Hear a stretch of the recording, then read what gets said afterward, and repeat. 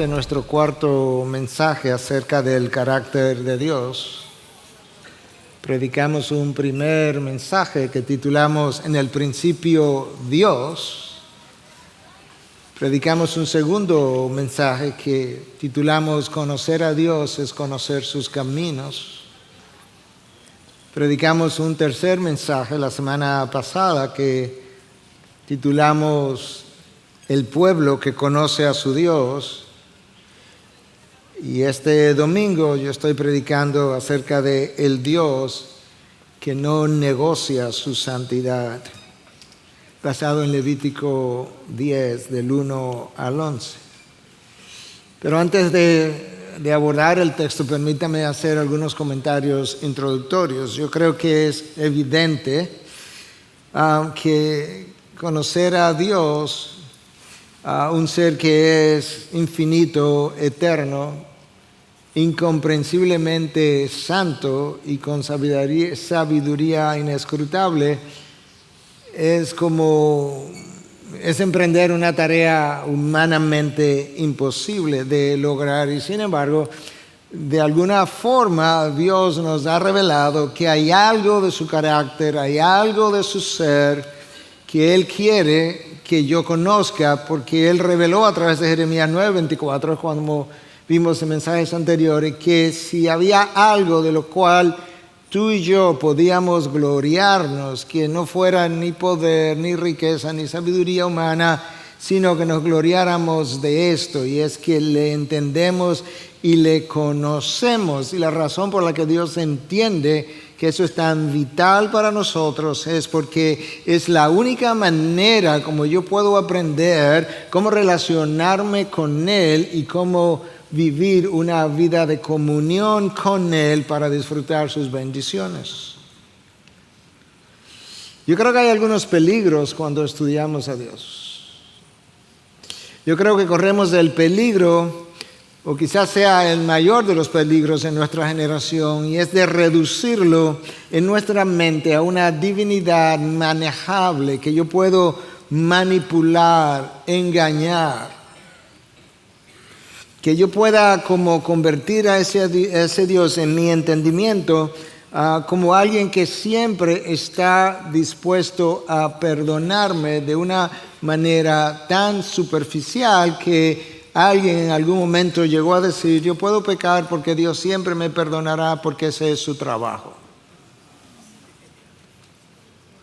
Yo no creo que esa persona conoce a Dios. Ese puede ser el Dios de esta generación, pero ese no es el Dios de esta palabra. El otro peligro en el que yo creo que podemos incurrir es llegar a creer que llenar nuestras responsabilidades de la vida cristiana y vivir en comunión con Dios es la misma cosa.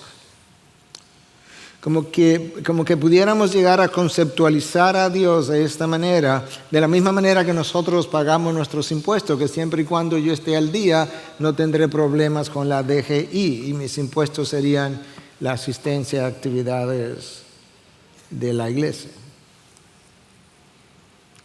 Si me preguntas cuál es el problema número uno de la iglesia evangélica de nuestros días, sin pensarlo dos veces, yo diría que es la trivialización del Dios que no conoce. Hay dos problemas: uno, no conoce a Dios, y dos, lo trivializa.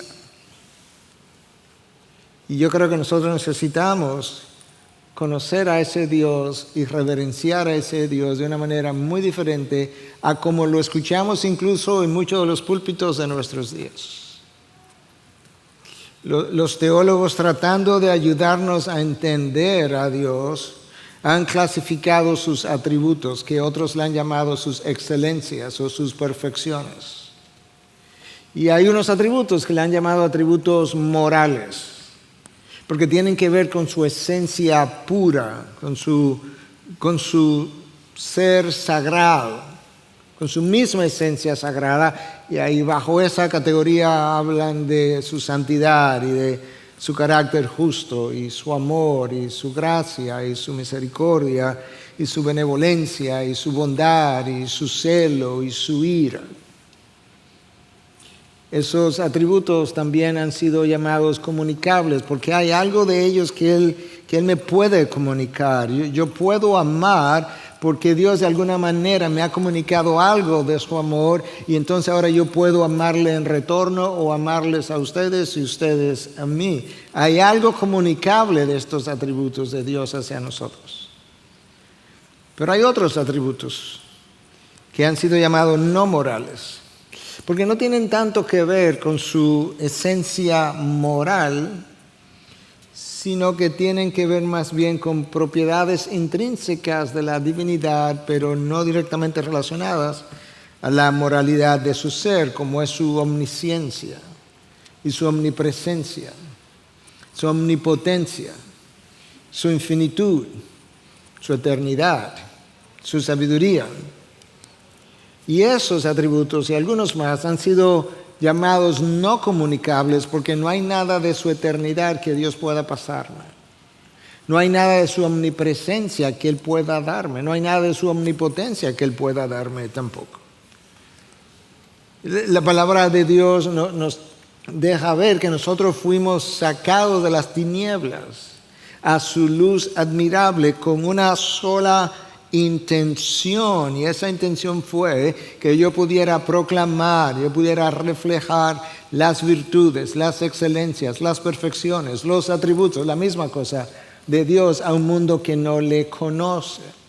De manera que la intención de Dios en su redención no fue simplemente sacarte del infierno y de la condenación.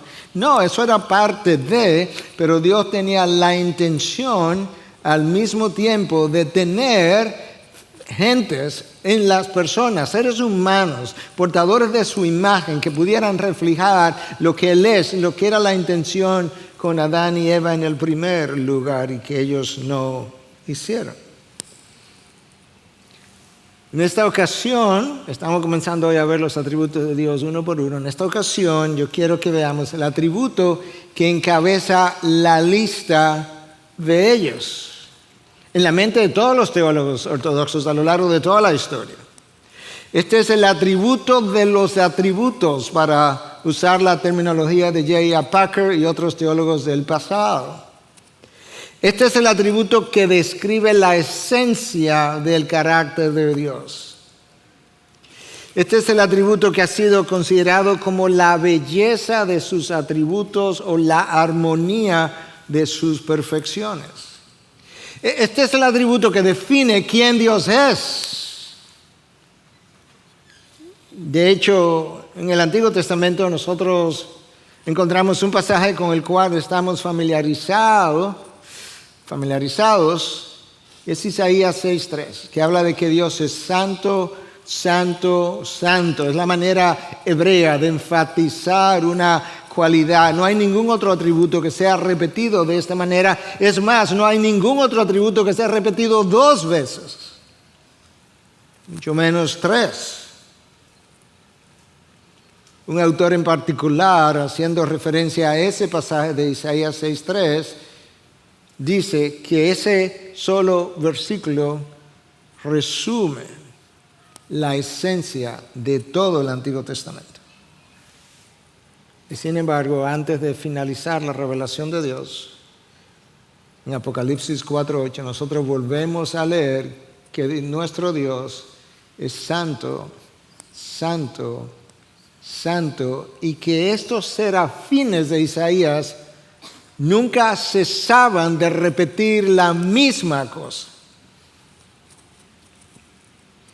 El puritano Stephen Charnock, quizás el más famoso de todos por escribir cientos de páginas acerca de la existencia y atributos de Dios, con una edición hecha recientemente, 2022, a un lenguaje más entendible, dice que sin la santidad de Dios, escucha, Dios sin su santidad tendría estas características, o su carácter tendría estas características. Su paciencia sería una indulgencia para pecar. Sin su santidad, su misericordia sería como un cariño. Su ira sería una locura sin su santidad. Su poder, una tiranía. Y su sabiduría, una astucia indigna. Es la santidad de Dios el atributo que los hombres odian. Déjame decir eso otra vez. La santidad de Dios es el atributo que los hombres odian, porque es el atributo que hace que Dios visite sus juicios sobre nuestras iniquidades. No hay otro. Desde un principio Dios ha enfatizado su santidad, porque es el atributo que mejor lo separa del resto de la creación. Cuando tú pienses en el universo, tienes que pensarlo de esta forma. Está Dios por separado y luego todo lo demás. Él es único en su clase. En el hebreo hay dos palabras muy relacionadas, suenan muy parecidas, incluso traducidas a nuestro idioma como santo. Y la primera es Kodesh, que implica justamente eso. Dios es separado de todo lo demás, de todo el resto. Es un ser, como ya dije, único en su clase. No tiene igual, no tiene ni siquiera parecidos a Él, ni remotamente parecidos en su santidad. Y la otra palabra, el hebreo traducido como santo, es kadosh, que implica puro, sagrado, santo. Kodesh, separado, kadosh, puro, sagrado, santo. De manera que Dios es sagrado o moralmente puro en su esencia, y es separado de todo lo demás en su existencia. El salmista nos anima en el Salmo 96:9, versión Reina Valera, a adorar a Dios en la hermosura de su santidad. A veces tú has visto fotos de amaneceres que son extraordinarios, que mueven todas las fibras de tu imaginación. Recientemente he visto algunas de ellas en esta semana que pasó. Si eso es lo que un atardecer de la creación en un lugar, por un momento corto, breve, es capaz de hacer con tu mente, imagínate la reacción que produciría si tú y yo fuéramos capaces de ver la hermosura de la santidad de Dios de la cual habla el Salmo. Y debido a todo lo anteriormente dicho, déjame decirte esto de la forma más pastoralmente posible que yo pueda. Y me lo digo a mí mismo porque tengo que tener aún más cuidado que ustedes al pastorear el rebaño de Dios. Este es el atributo de Dios con el que tú y yo no podemos jugar, porque nos puede costar muy caro. O nos costará muy caro. Este es el atributo que hace que Dios reaccione con rechazo extremo a todo lo que es pecaminoso. No dije rechazo extremo de forma hiperbólica, no, eso es para reflejar el vocabulario que Dios usa para hablar de todo aquello que no es santo como Él es. La palabra de Dios usa adjetivos como, o verbos como yo detesto, yo odio, yo aborrezco. Todo lo que no es como yo soy, santo. Recuerda que Dios dice en más de una ocasión, sed santo, no dice como yo soy santo, porque eso es una imposibilidad. Pero sí dice, sed santo porque yo soy santo. El hecho de que yo sea santo te obliga, demanda que tú y yo vivamos y pensemos santamente. La santidad de Dios es la explicación a la expulsión de Adán y Eva el día que ellos no solamente corrompieron sus vidas, pero corrompieron el jardín que representaba la morada de Dios para con ellos. La santidad de Dios es la única explicación para la muerte cruel de su Hijo santo en una cruz no santa el día que Él decidió tomar tu pecado y el mío sobre sus hombros. La santidad de Dios es la única explicación, no una, ni la mejor, la única explicación de por qué hay gente y habrá más gente en el infierno por la eternidad en dolor, con llanto y crujir de dientes. Pero cuando nosotros vemos los atributos de Dios de esa manera, se queda como algo conceptual, teológico, como que no entendemos bien. Y es por eso que yo quiero ayudarnos y ayudarme a ver la santidad de Dios interactuando con la pecaminosidad nuestra para entenderla mejor.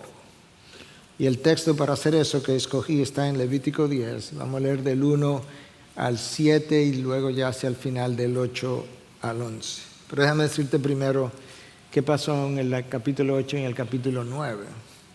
En el capítulo 8 nosotros vemos que Moisés consagró a Aarón y a sus 4 hijos al sacerdocio. Aarón como sumo sacerdote y sus hijos como sacerdotes. En el capítulo 9 nosotros leemos acerca de la inauguración del tabernáculo de una forma tan extraordinaria que en un momento dado fuego salió de la presencia del Señor y consumió todos los sacrificios que estaban sobre el altar en un solo momento. Y la presencia de aquello fue tan extraordinario que aquellos que estaban allí presenciando, todo el mundo se postró en tierra con temor y en señal de reverencia, que es lo que nuestra generación no tiene y que por eso toma a Dios con liviandad. Eso pasó, eso describe Levíticos 8 y Levítico 9. Escucha ahora lo que pasó aparentemente el mismo día. Fuego sale de la presencia de Dios, el fuego se incendia en el altar de bronce, un fuego que jamás se apagaría, pero, Levítico 10, por eso es que suena tan inmediato, tan el mismo día, pero Nadab y Abiú, hijos de Aarón, tomaron sus respectivos incensarios y después de poner fuego en ellos y echar incienso sobre él, ofrecieron delante del Señor fuego extraño que él no les había ordenado. Y de la presencia del Señor salió fuego que los consumió y murieron delante del Señor. Entonces Moisés dijo a Aarón, esto es lo que el Señor dijo. Como santo seré tratado por los que se acercan a mí y en presencia de todo el pueblo seré honrado. Y Aarón guardó silencio. Moisés llamó también a Misael y a Elzafán, hijos de Uziel, tío de Aarón, y les dijo, acérquense, llévense a sus parientes de delante del santuario y fuera del campamento. Y ellos se acercaron y los llevaron fuera del campamento, todavía en sus túnicas, como Moisés había dicho. Luego Moisés dijo a Aarón y a sus hijos Eleazar e Itamar, no descubran su cabeza ni rasguen sus vestidos para que no mueran y para que él no desate todo su enojo contra toda la congregación. Pero sus hermanos, toda la casa de Israel, se lamentarán por el incendio que el Señor ha traído, no por la muerte. Versículo 7, ni siquiera saldrán de la entrada de la tienda de reunión, no sea que mueran, porque el aceite de unción del Señor está sobre ustedes. Y ellos hicieron conforme al mandato de Moisés. Este fue uno de los días más tristes de toda la travesía a lo largo del desierto. Uno de los días donde Dios tuvo que mostrar de una forma tan dolorosa que Él es el Dios que no negocia su santidad. Debió haber sido un día de celebración. El tabernáculo acababa de ser inaugurado. Aarón y sus hijos acababan de ser ordenados. Y sin embargo, terminó siendo un día de duelo y no de cualquier duelo. El mismo día en que estos sacerdotes jóvenes, hijos de Aarón, se iniciaban en sus funciones sacerdotales, terminaron quemados por Dios fuego salió de la misma presencia de Dios, de donde había salido fuego horas antes para incendiar el fuego del altar de bronce. De allí mismo salió fuego y los carbonizó en medio de una experiencia de adoración por una sola razón. Fue porque habían comprometido la santidad de Dios en el tabernáculo de Dios. El tabernáculo era como un microcosmo que Dios había especialmente santificado, consagrado, separado para Él, el único lugar en todo el planeta declarado santo, porque el resto de la creación había sido corrompida por el pecado, y ahora estos jóvenes tienen la osadía de corromper el microcosmos santo que Dios había preparado para representar su morada con ellos. Alguien pudiera preguntar, ¿y por qué la pena fue tan grave? ¿Cómo que por qué la pena fue tan grave? Dios creó un universo sin pecado para que funcionara perfectamente, y esta criatura, como dijo R.C. Sproul en una ocasión, creada de la tierra, del polvo, tiene la osadía en primer lugar de desafiar la autoridad y de no creer la palabra del Dios creador, eterno, sabio, omnipotente.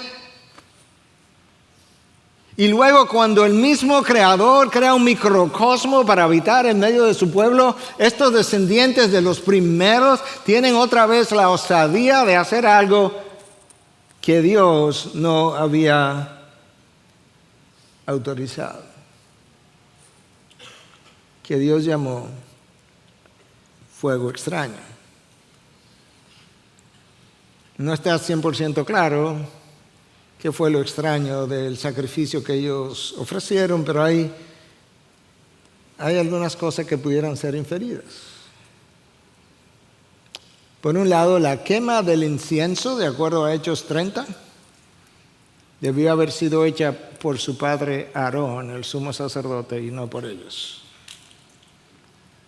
En segundo lugar, de acuerdo con Levítico 16, que comienza diciendo, después de la muerte de Nadab y Abiú, una alusión directa a este pasaje, la entrada al lugar santísimo estaba reservada exclusivamente para el sumo sacerdote un día al año, no cualquier día, el día de la expiación, y parece ser, dado lo que Levítico 16 describe, que este es el lugar que ellos trataron de penetrar en el día equivocado.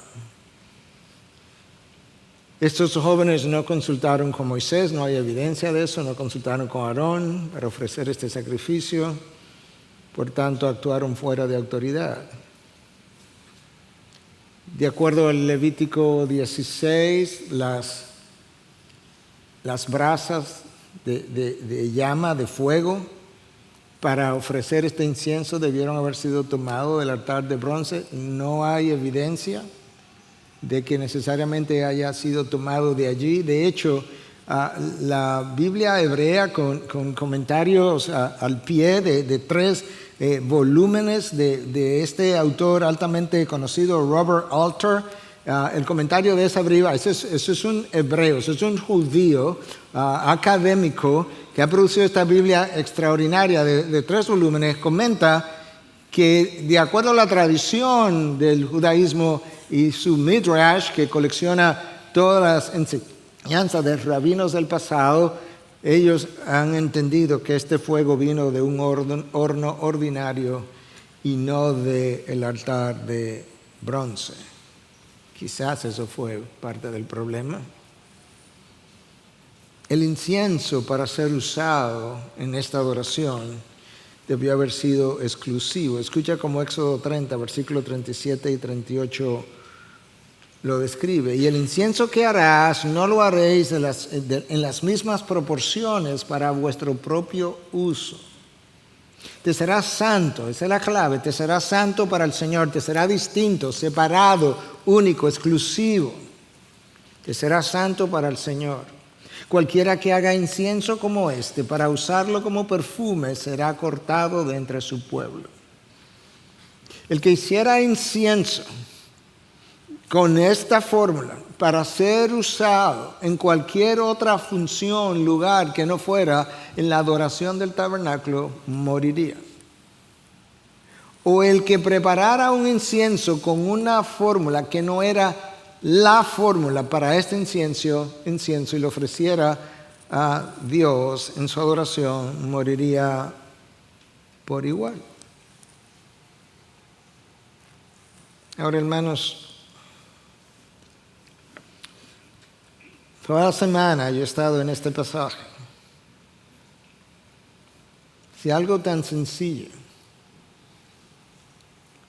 cuando te digo que he estado en este pasaje, no te digo que he estado estudiando como el que estudia medicina, mi mente, mi corazón, mis emociones han estado en este pasaje. Si algo tan sencillo como el incienso que se usaba para dar un aroma agradable al tabernáculo de Dios tenía que ser diferente, singular, exclusivo. ¿No deberían nuestras vidas oler diferentes a las vidas de aquellos que no conocen a Dios? ¿No deberían nuestras vidas lucir y nuestros labios hablar y nuestros ojos ver y nuestros oídos escuchar de manera diferente que aquellos en quienes no mora el Espíritu de Dios? Nadab y Abiú profanaron el tabernáculo ese día, el tabernáculo donde Dios moraba simbólicamente, y la profanación del tabernáculo donde Dios moraba de manera simbólica le costó la vida. Imagínate ahora el problema que tú y yo tenemos, porque tú y yo somos ese Nadab y ese Abiú, porque nos han llamado real sacerdocio, y al mismo tiempo nosotros somos el tabernáculo de Dios donde mora, no simbólicamente sino realmente, el Espíritu de Dios. ¿Te imaginas el peligro, por así decirlo, que representa que tú y yo profanemos el tabernáculo de Dios real versus el tabernáculo donde Dios moraba simbólicamente, que le costó la vida a estos dos jóvenes sacerdotes? Y cuando nosotros hacemos eso, tarde o temprano llegarán las consecuencias. Y mientras más tarde llegan las consecuencias, peores ellas son. Porque la tardanza de la consecuencia solamente revela la paciencia de Dios esperando por el arrepentimiento del pecador por días, semanas o meses, y al final, cuando la consecuencia llega, es peor porque se fue acumulando con el paso del tiempo y el no arrepentimiento.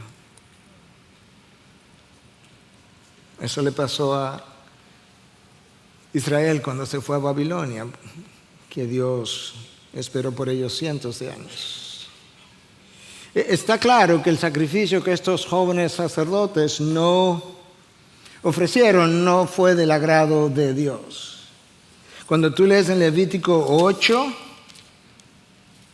tú te encuentras esta frase, que Moisés hizo como Jehová ordenó o como Jehová había ordenado. Y tú encuentras la repetición de esa frase en Levítico 8, en los versículos 4, 9, 13, 17, 21, 29, 36 y en Levítico 9, 7 y 9, 10.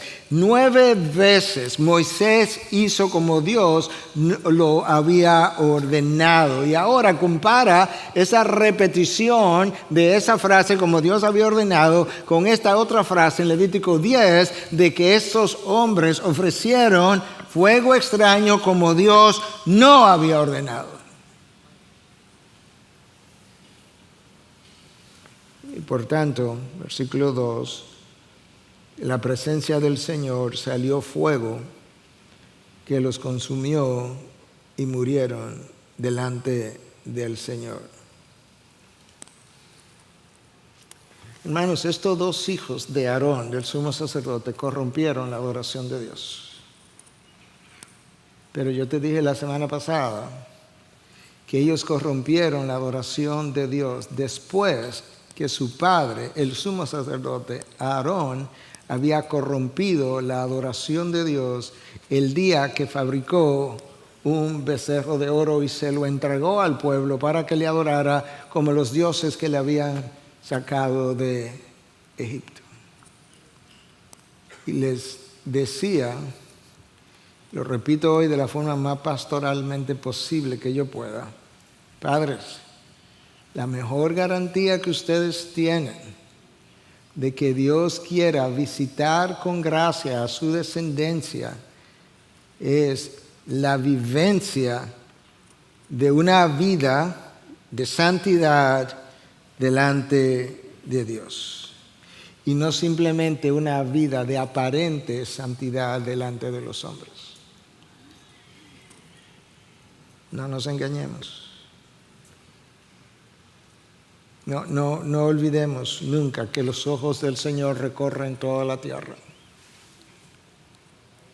No olvidemos que el Señor es omnisciente, pero como decía Stephen Charnock, su omnisciencia es una omnisciencia santa, y cuando su omnisciencia santa ve lo que ve, Dios es movido a juzgar lo que ha visto por su santidad. Padres, cuando vean a sus hijos desviarse, antes de acusar a cualquier persona o a cualquier cosa, pregúntate primero si es posible que en algún momento de tu caminar con Dios corrompiste tu comunión con Él, porque Dios no negocia su santidad. Nosotros tenemos hoy toda una generación que está siendo perdida a la ideología de género y al movimiento trans y a la inmoralidad de nuestros días y a la superficialidad de nuestros días y a la vanidad de nuestro mundo, porque una generación previa no hizo lo que le tocaba hacer y abandonó la ley de Dios, y como tal dijo Amós en 4:6, como has olvidado la ley de tu Dios, yo también me olvidaré de tus hijos. Como dicen en inglés, la fruta no se cae muy lejos del árbol que le vio nacer. Aarón corrompió la adoración de Dios y sus hijos también. Horas antes, fuego de la presencia de Dios había iniciado el fuego sobre el altar de bronce. Y el mismo fuego ahora consume a aquellos que estaban supuestos a ofrecer sacrificio sobre el altar. Pero ¿sabes qué? Ese tabernáculo que fue corrompido ese día, ahora somos tú y yo. Y por eso tenemos que ser mucho más cuidadosos. Mira el patrón. El día que Adán corrompió la santidad del jardín, y por tanto la santidad de Dios, murió de manera instantánea espiritualmente, y físicamente unos 900 y tantos años después, porque Dios no negocia su santidad, y la paga del pecado es muerte. Por eso murió Jesús. Si iba a pagar, tenía que morir. El día que David profanó a Betsabé, ella quedó embarazada. Pero el día que ella dio a luz, el fruto de esa unión murió. Porque la paga del pecado es muerte. El Hijo, en un sentido, pagó las consecuencias del pecado del Padre, porque Dios no negocia su santidad. El día que Ananías y Zafira en el Nuevo Testamento vendieron su propiedad, que no estaban obligados a hacer, y fueron donde Pedro para dar la apariencia, ¿verdad?, de santidad ante los hombres y de compromiso ante los hombres, y le mintieron al Espíritu Santo, como dice Hechos 5, diciendo que lo habían vendido por un precio que no era. murieron instantáneamente, porque como Dios ha revelado en Proverbios 12:22, los labios mentirosos son abominación al Señor. Tú escuchas el lenguaje que Dios usa para referirse a aquellas cosas que no son como Él es santo. Él habla de detesto, aborrezco, en este caso le llama abominación. Ezequiel le llama a nuestro pecado como impureza de una mujer menstruante. Y a Israel lo acusa de que debajo de cada árbol frondoso ellos abrieron las piernas para fornicar con todo el que pasaba a su lado. Y esto es que el día que Usa tocó el arca del pacto, murió instantáneamente porque violó la prohibición de Dios de que nadie podía tocar el arca que representaba su morada. ¿Y por qué tan severo? Porque Dios no negocia su santidad. No me imagino a Aarón, honestamente. La verdad que hice todo el ejercicio posible. Moisés va donde Aarón, o Aarón va donde Moisés. Y esto es lo que Moisés le dice. Es como que Moisés no lo dejó hablar. Esto es lo que el Señor dijo. Como santo seré tratado por los que se acercan a mí, y en presencia de todo el pueblo seré honrado. Imagínate la intensidad de las emociones de Aarón. Me imagino que su corazón se sintió como derretido. Mis dos hijos que fueron consagrados junto conmigo para llevar a cabo la adoración de Dios han sido carbonizados hoy, cuando apenas comenzaban. No me imagino su mente, debió haber quedado confundida como en una nebulosa. No me imagino su voluntad, debió haber sido reducido a la nada, quizás sin deseo de seguir ejecutando o ejerciendo el sacerdocio, porque quién sabe lo que le va a pasar a los otros dos y después a mí. Así es que Jehová nos va a tratar. Yo no creo que Aarón fuera donde Moisés en busca de consolación, no le iba a conseguir tampoco. Fue donde Moisés en busca de una explicación y Moisés se la dio. Primero, esto es lo que el Señor dijo: como santo seré tratado por los que se acercan a mí. Estos jóvenes fueron entrenados. Si tú lees el texto de Éxodo 24, ellos subieron al monte con Moisés a recibir los 10 mandamientos. Obviamente, Moisés los dejó en un momento dado y se acercó a Dios y tuvo comunión exclusiva con Dios, pero ellos estuvieron ahí, los 4, con Aarón. Y en Levíticos 8:30 se nos dice que ellos fueron consagrados junto con su padre, probablemente el mismo día. Pero había un lugar ahí en el tabernáculo, el lugar santísimo, donde solamente el sumo sacerdote podía entrar. Donde solamente se podía hacer una vez al año, como hemos hablado. Pero solamente se podía hacer una vez al año por una sola persona, en espera de que Cristo viniera. Eso era lo que estaba simbolizando. Pero al mismo tiempo estaba simbolizando, ¿sabes qué? Al lugar santo los sacerdotes pueden venir todos los días. A los atrios el pueblo puede venir todos los días. Al lugar santísimo una vez al año, una sola persona. En parte también nos comunicaba que mientras más cerca estamos de Dios, con más cuidado debemos andar. Santiago lo dice en el capítulo 3, que aquellos que somos maestros seremos tratados con un juicio más severo. Si eso fue el fruto de profanar el tabernáculo de Dios, donde Dios moraba simbólicamente, imagínate el dilema que tú y yo tenemos. Es que Dios está tan cerca de nosotros que está en nosotros. Y entonces el peligro no es de un solo día al año que entremos al lugar santísimo de manera inapropiada, sino que es continuo, porque yo soy el sacerdote y el tabernáculo al mismo tiempo.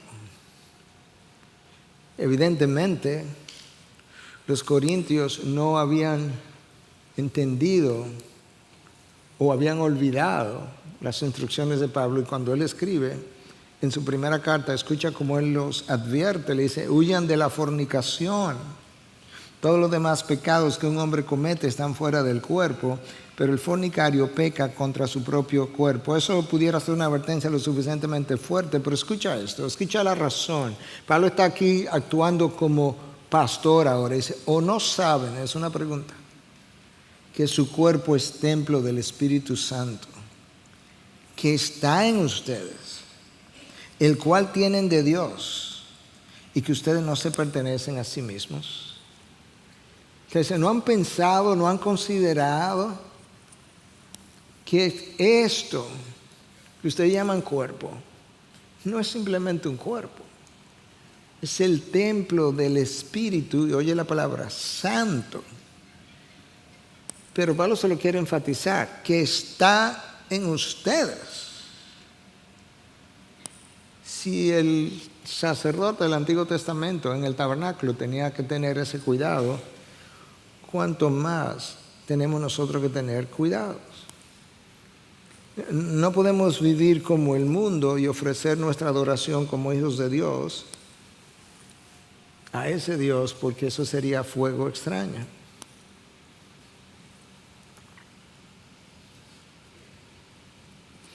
Si contaminamos durante la semana el templo del Espíritu y luego venimos el domingo a ofrecer adoración a Dios, yo creo que corremos peligro.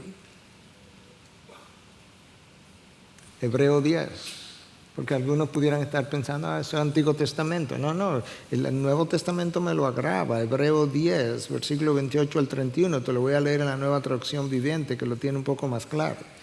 Pues todo el que rehusaba obedecer la ley de Moisés, eso era Antiguo Testamento, era ejecutado sin compasión por el testimonio de 2 o 3 testigos. Piensen pues cuánto mayor será el castigo para quienes han pisoteado al Hijo de Dios y han considerado la sangre del pacto, la cual nos hizo santos, como si fuera algo vulgar e inmundo, y han insultado y despreciado al Espíritu Santo,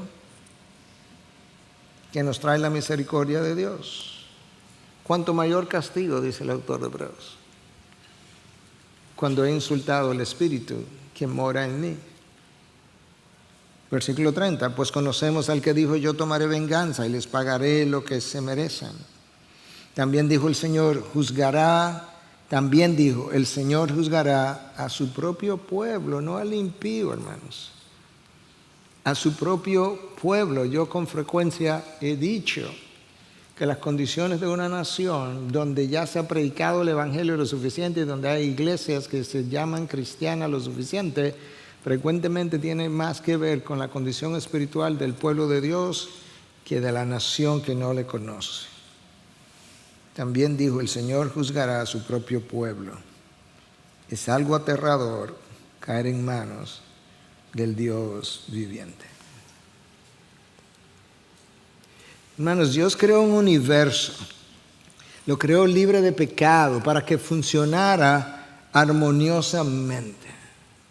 A.W. Tozer lo escribió de esta manera en su libro The Knowledge of the Holy, o el conocimiento del santo. Dice: Dios es santo y ha hecho que su santidad sea la condición moral necesaria para la salud de su universo. Voy a decir eso otra vez. Dios es santo y ha hecho que su santidad sea la condición moral, no una, la condición moral para que su universo, o para la salud de su universo. El pecado hace disfuncionar el universo. Lo hizo disfuncionar. El universo funcionó perfectamente hasta que el pecado entró en este planeta vía Adán y Eva. El pecado hace disfuncionar tu vida, tu matrimonio, tu familia, tu iglesia, tu mente, tus sentidos, tu capacidad para tomar decisiones y todo lo demás. De hecho, gran parte de la falta de paz interior en nosotros se debe a la falta de santidad en nosotros. Eso lo escribió Horatius Bonar en los años de 1800, uno de los hombres de Dios usado para escribir múltiples himnos.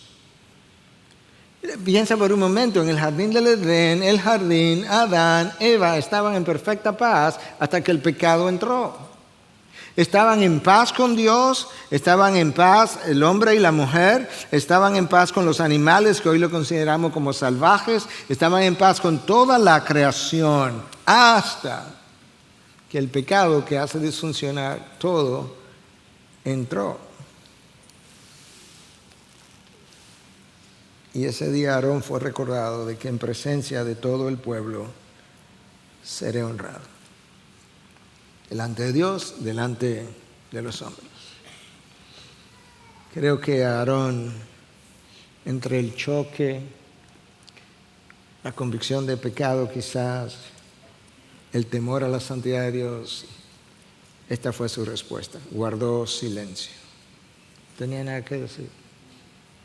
Hermanos, hay momentos cuando Dios te sorprende a ti y a mí. Te sorprende con su santidad, te sorprende con su propio pecado. Y en ese momento, la respuesta ideal es guardar silencio delante de Dios. Y en humildad, pedir arrepentimiento, confesar, pedirle su perdón por gracia. Y poder oír de parte de Dios lo que la mujer de Juan 8 oyó: vete y no peques más. O que yo pueda decir incluso: Señor, hoy me voy de tu presencia y te pido que por tu gracia yo no peque más. El día fue tan triste, tan doloroso, que su padre, Aarón, no pudo darle sepultura a sus hijos. No pudo llorarlo. No pudo hacer duelo por sus hijos. Escucha como el pasaje lo dice, versículos 4 y 5. Moisés llamó también a Misael y a Elzafán, hijos de Uziel, tío de Aarón. Estos dos hombres, o jóvenes, eran primos de Aarón, hijos de su tío. Y les dijo: acérquense, llévense a sus parientes de delante del santuario, fuera del campamento. Y ellos se acercaron y los llevaron fuera del campamento, todavía en sus túnicas. Las túnicas no se habían quemado. Las túnicas no eran las que tenían el pecado. Todavía en sus túnicas, como Moisés había dicho. Y estos primos fueron los que enterraron a estos dos jóvenes.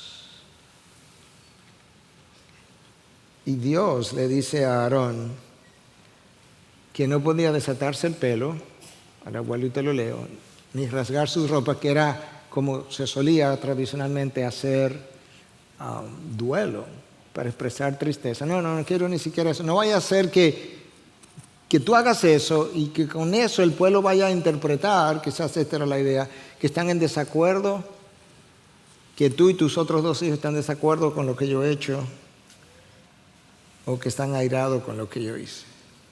Versículo 6. Luego Moisés dijo a Aarón y a sus hijos Eleazar e Itamar, los otros dos: no descubran su cabeza ni rasguen sus vestidos, para que no mueran, y para que él no desate todo su enojo contra la congregación. Cuando el pueblo hacía duelo por alguien, esto era lo que se acostumbraba a hacer. Ahora otros iban a encargar de enterrarlos. Pero sus hermanos, o sea, los israelíes, el resto del pueblo, toda la casa de Israel, se lamentarán por el incendio que el Señor ha traído. Se lamentarán no por su muerte, porque su muerte Dios entendía que era justa y necesaria, sino porque Dios ha tenido que traer un juicio, ha tenido que traer un fuego para limpiar el tabernáculo que él había consagrado horas antes y que ahora estaba corrompido otra vez. Y eso como que nos recuerda a la visión de Isaías, que cuando él se vio como un hombre pecador, Dios envió a uno de sus seres angelicales con una tenaza, ¿verdad?, y un carbón encendido, y pasó fuego por sus labios para limpiarlo de su pecado. Dios envió fuego de su presencia para volver a santificar el tabernáculo que había sido desecrado, porque Dios no negocia su santidad. Aarón no pudo salir. Versículo 7, ni siquiera saldrán de la entrada de la tienda de reunión, es el tabernáculo, ni sus hijos tampoco, los otros dos, no sea que mueran, porque el aceite de la unción del Señor está sobre ustedes, y ellos hicieron conforme al mandato de Moisés. Las últimas instrucciones dan como una idea de qué más pudo haber pasado. Porque el versículo 8 al 11, que te lo voy a leer ya cerrando, escucha. El Señor le dijo a Aarón, esta es la única ocasión en todo el Pentateuco donde Dios le habló a Aarón directamente, siempre fue a través de Moisés. En esta ocasión, en el contexto de la muerte de Nadab y Abiú, Dios, que ya había hablado a Moisés para que le hablara a Aarón, en esta ocasión decide hablarle a Aarón directamente y les dice, ustedes no beberán, ese es Aarón y sus dos hijos, vino ni licor, ni tú ni tus hijos contigo, cuando entren en la tienda de reunión para que no mueran. Algunos han postulado, quizás estos jóvenes estaban bajo la influencia del alcohol. Es un estatuto perpetuo por todas sus generaciones. Y para que hagan distinción entre lo santo y lo profano, entre lo inmundo y lo limpio, y para que enseñen a los israelitas todos los estatutos que el Señor le ha dicho por medio de Moisés. Eso era Aarón y sus hijos, que eran sacerdotes, pero no hay un Aarón hoy. Ni hay levitas o sacerdotes, hijos de Aarón o descendientes de Aarón. Nosotros somos ellos. De manera que Dios entiende que tú y yo debiéramos vivir vidas que muestren a aquellos que no le conocen la diferencia entre lo santo y lo profano, entre lo inmundo y lo limpio. ¿Dónde yo veo eso? En 1 Pedro 2:9, donde se me dice que Dios nos sacó de las tinieblas a su luz admirable para que proclamemos, reflejemos sus virtudes. Si proclamamos sus virtudes, será obvio ante el mundo que observa cuál es la diferencia entre lo santo y lo profano, entre lo inmundo y lo limpio.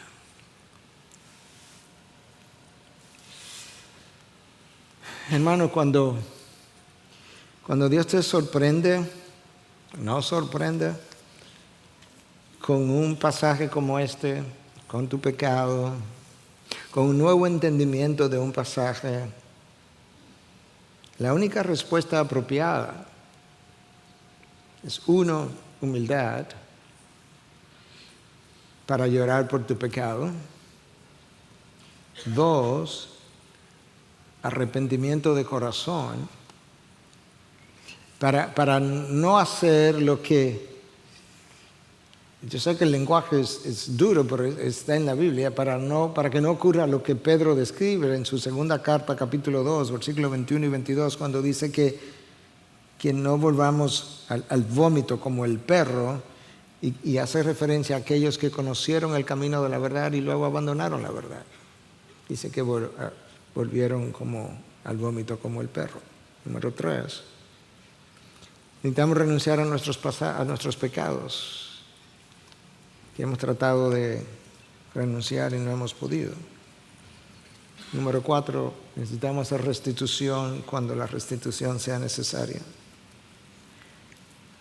Número 5, necesitamos hacer una rededicación de nuestras vidas para conocer a Dios de una manera como no lo hemos conocido, de forma tal que yo pueda ver a Dios de tal manera que no importa lo que el mundo me presente, eso pierda su atractivo, su color, tu atracción y el deseo de experimentarlo.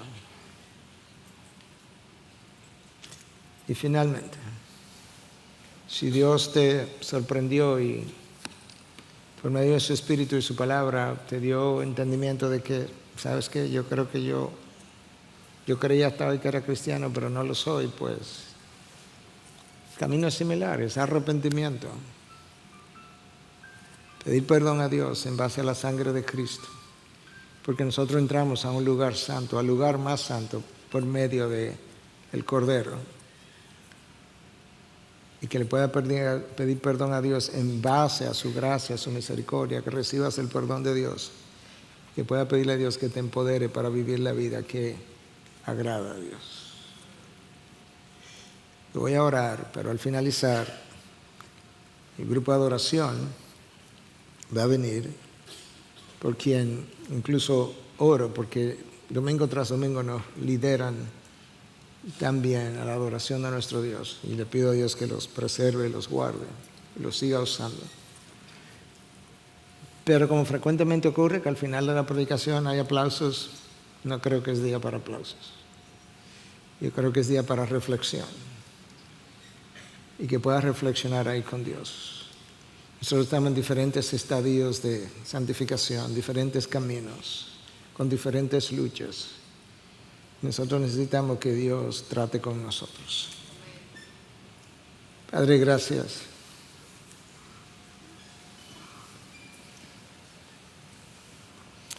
Gracias porque tú tienes palabras de vida eterna y palabras en tu revelación para limpiar nuestros caminos y limpiar nuestras mentes y limpiar nuestros labios, limpiar nuestro pasado, limpiar nuestro presente y preparar nuestro futuro. Nosotros te pedimos, yo te pido, Dios, como pastor en este momento de este grupo, que tú puedas ser tan misericordioso como para abrir nuestros ojos, primero a tu gracia y a tu misericordia, que es capaz de lidiar con cualquier pecado de cualquier tamaño. Y luego que tú nos abras los ojos a nosotros, a nuestro propio pecado, para ver lo oscuro de él mismo. Porque nosotros no sabemos cuán puro tú eres, ni sabemos cuán oscuro es nuestro pecado. Y que cuando yo vea la oscuridad de mi pecado, al mismo tiempo, al lado, yo pueda ver la reflexión de la gloria de tu gracia y de tu misericordia y de tu amor para con aquellos que se acercan a ti con corazón contrito y humillado, y que tú puedas perdonarnos.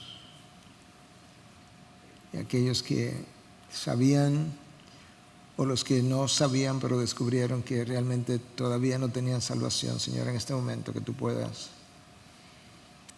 por medio de tu Espíritu, moverlo a arrepentimiento, perdonar su pecado, que ellos puedan confesarte de todo corazón, recibir la sangre del Cordero para el perdón de sus pecados, confesar a Cristo como el único nombre debajo del cielo por medio del cual pueden ser salvos, y puedan pedirte a ti la ayuda por medio de tu gracia para ser empoderados y vivir una vida que a ti te agrade. En Cristo Jesús. Amén. Amén. Gracias por acceder a este recurso. Espero que haya sido de gran bendición para tu vida. Te sugiero que te suscribas a este canal de forma que tú puedas recibir notificación la próxima vez que hayamos subido un nuevo recurso que pueda servirte de instrucción y bendición.